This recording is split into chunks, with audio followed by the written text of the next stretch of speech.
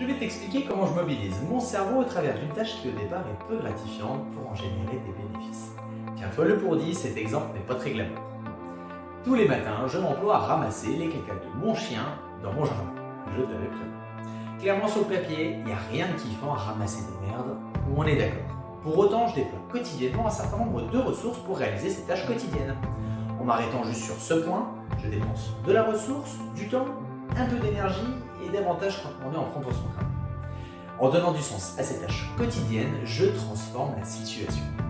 Par exemple, je limite le facteur que mon chien puisse marcher dans son caca. Et donc, quand on rentre, de profiter des odeurs printanières de mon jardin et non de l'intérieur de mon chien, et aussi de m'offrir la possibilité de marcher librement ce jardin sans devoir surveiller le moindre de mes pas.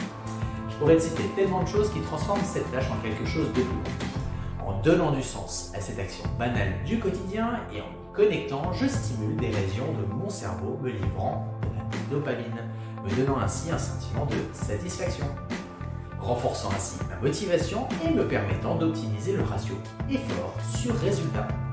Car j'ai certes pris du temps, de l'énergie, du courage, mais je récolte l'usufruit de sens que j'y porte.